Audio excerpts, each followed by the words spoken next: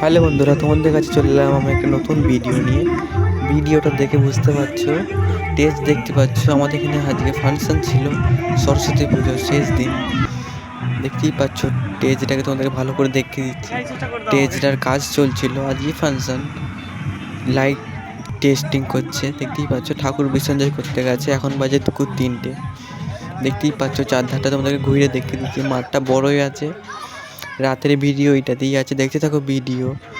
Video ভালো লাগে থাকলে সাবস্ক্রাইব করবেন, কমেন্টে জানিয়ে দেবে ভিডিও কেমন লাগে তোমাদের। ভিডিও দেখতে থাকো শেষ পর্যন্ত।